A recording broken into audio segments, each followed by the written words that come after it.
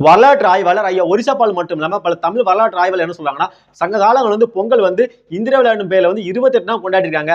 ஆனா போகிங்கிற பொங்கல் கொண்டாடவே இல்லை. போகி தமிழ் சொல்ல கிடையாது அப்படிங்காங்க. காலங்கள் நெல்லை அறுவடை பண்ண 6 மாசம் ஆகுமா. ஆடி பட்டத்துல நெல்லை விதைப்பாங்களாம். ஆடி, ஆவணி, புரட்டாசி, ஐப்பசி, கார்த்திகை, மார்கழி மாசம் அறுவடை பண்றாங்க. அப்போ மார்கழி 29 மழைக்கு நன்றி செலுத்துது. அதாவது வேளாண்மைக்கு முக்கிய உறுதுணையா இருக்கிறது பார்த்தா மழை இருக்கு. அப்ப மழைக்கு நன்றி செலுத்துவது உருவாக்கப்பட்டதான் மார்கழி 29. தமிழ் மண்ணலை வீழ்த்தி விட்டு நாயக்க பேரரசு உள்ள விடு. நாயக்க பேரரசு உள்ள வந்தோடனே தமிழோட வரலாறு எப்படி அழிக்கணும் அப்படின்னு முடிவு எடுக்கிறாங்க.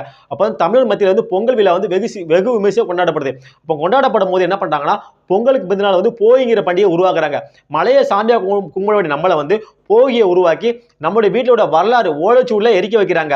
போகி என்கிற பேர்ல நம்மளுடைய முன்னோர் ஓலைச்சுவடில எரிச்சிட்டாங்க. நம்மளுடைய வரலாறு அழிச்சிட்டாங்க. மலையை நம்ம சாமியா கொண்டாட வேண்டியதுக்கு பதிலாக புகையை போட்டு மலையை வரவிடாம பண்ணிட்டோம். ஐயா ஒரிசாபால் என்ன சொன்னா, போகி நம்ம கொண்டாடக்கூடாது, நம்மளுடைய வரலாறு நம்ம அழிச்சிட்டே வரோம். போகிங்கிற பேர்ல நம்மளோட வரலாறு அழிச்சிட்டோம்.